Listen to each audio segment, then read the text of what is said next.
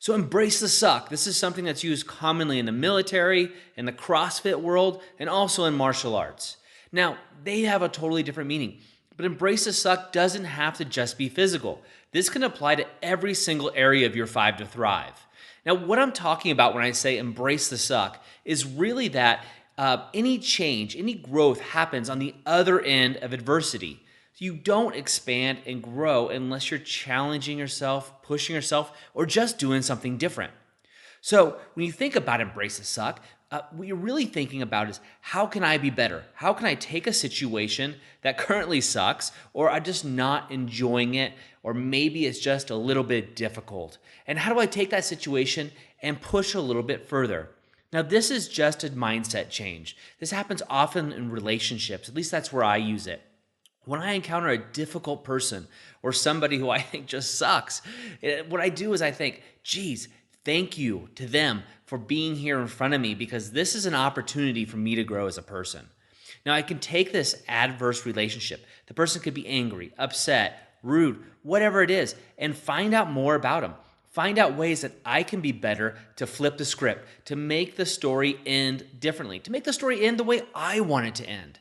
Now, this doesn't happen every time, but I will tell you about 90% of the time, I'm able to turn that person, or at least turn the situation around to benefit me. Now, not in a manipulative way. When I say benefit me, it benefits me in the sense that I get to grow.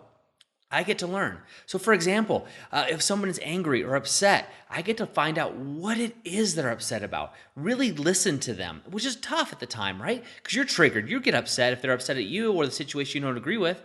But when you stop and think, gosh, thank this person for being here in front of me, and then take the time to listen to them and figure out what's really going on, what you're going to find is they're going to calm down. Because all they really wanted to do is be heard, most likely. And then you can look at their situation, and now that you've built rapport, and if you aren't familiar with rapport, go back to a previous growth hack and look that up. But now that you're in rapport with them, now you can have a conversation on an equal playing field, and really get to know their point of view, but even more importantly, allow them to get to know yours and possibly change their paradigm. Because they may be in an emotional response, and they also might not be as emotionally fit as you are. Now, also in other relationships, people can trigger you, they can upset you. This is just a great chance to say, thank you for allowing this person to be in front of me, because now I'm really practicing restraint, so I don't hit this person. As I get older, I find that more and more, just really restraining myself and just coming back to more of a Zen focus. And the more I do that, it builds my muscle. It builds my muscle just as if I was working out, and allows me to be a better person. Now, I can also apply this to my body, of course. Embrace the suck. Almost any workout I do, I'm going to challenge and push myself. Your muscles grow bigger by applying more force, impose demands. So they have the SAID principle in physiology. It's specific adaptation on imposed demands. Now, this is an exercise physiology principle. Basically says, embrace the suck. Look, you have to push harder in order to grow, in order to improve.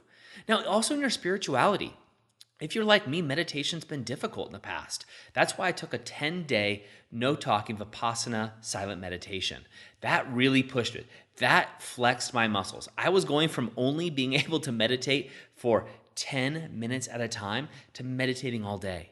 Now, that really was an extreme example, but it's a way that you can do it. Now, you can do this with your mind too, just by simply reading. For some of you I've talked to, like, hey, Doug, I don't like to read. I like audiobooks. I love that. I do too. But by reading, if I only read a page at night before my eyes get tired, if I keep doing that, eventually it's 2 pages, 3 pages, then it's a chapter. Then I'm able to really fully expand myself and read as much as I want to read until I just don't feel the desire. It's not really a mental or a muscle issue. This also happens with relationships, like I just told you. But really where I see this happening the most with my clients is in their business. You can embrace the suck in your business. Businesses have ebbs and flows. We know that. If you're a business owner, you really know that. But if you're also an entrepreneur or somebody who's working within a business, this is your chance to embrace the suck as well and really grow. If something's happening where you're working or in your own business that you're not loving, what I want you to do is go into it. Dive a little deeper. Dive deeper with flow, though. Embrace it. Now, this is kind of what Bruce Lee talks about, is being in flow, like water. Being in flow with it rather than resisting. The more you resist, more you fight it, the harder it becomes, and the more it's going to push back against you. So my tip for you today is where in your 5 to Thrive, and I want you to write this down. Grab your journals, write it down, your 5 to Thrive. Where are you fighting versus embracing the suck? Now, once you've identified those areas you're fighting, I want you to consciously just release, surrender into it. And I want to know how it feels for you. I want to know how each of these sections, once you truly surrender, what happens. My guess is you're going to see expansion in all areas. But I want to know. Shoot me an email or go over to the Author of Your Own Story community group and send a message. Let everybody else know. You are inspiring more people than you know, and I appreciate it. That's it for me today.